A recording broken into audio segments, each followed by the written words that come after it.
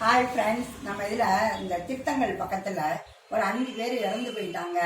அதாவது அம்மா, அப்பா, மகா, மகன், பேரனை பேட்டியம் தெரியல. அவங்க 5 பேர் இறந்து போயிட்டாங்கன்னு சமீபத்தில் பேப்பரில் படித்தேன். மனசுக்கு ரொம்ப கஷ்டமாக இருந்துச்சு.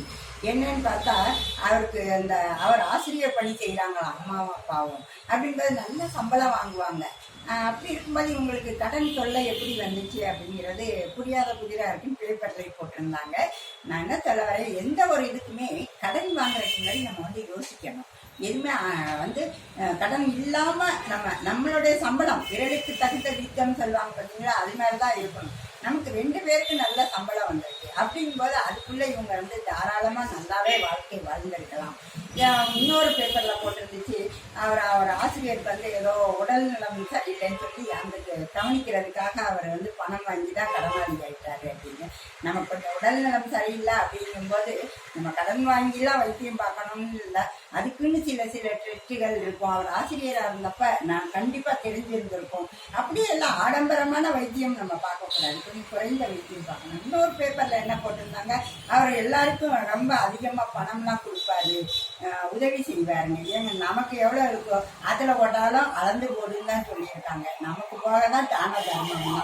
இப்போ பாருங்க, கடைசியில் எல்லாரும் சேர்ந்து இறந்து போயிட்டாங்க அப்படிங்கிற மனசு கஷ்டமா இருக்கு. இவங்க இறந்து போறதுக்கு இவ்வளோ யோசிச்சு பிளான் பண்ணவங்க வாழணுங்கிறதுக்கு நிறைய யோசிச்சிருந்திருக்கலாம்.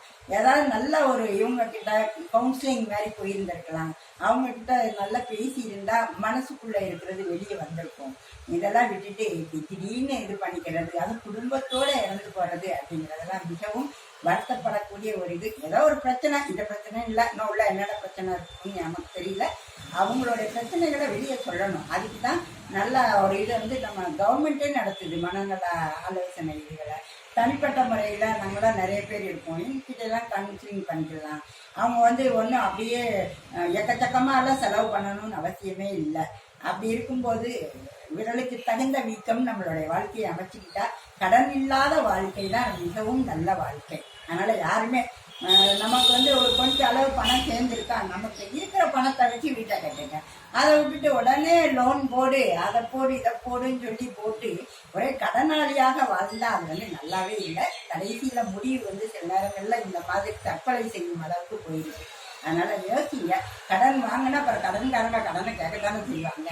நம்ம கேட்டாங்க, ஐயோ என்னுடைய மானம் போயிடுச்சுங்கிறதோட கடனே வாங்காமல் வாழ்றதுதான் நல்லது அப்படிங்கிறத திருவள்ளுவர்லாம் நிறையா சொல்லியிருக்காருங்க. ஆசிரியர்கள்லாம் படிங்க, அதெல்லாம் படிச்சிங்கன்னா நல்ல ஒரு இது கிடைக்கும். ஓகே, பாய்.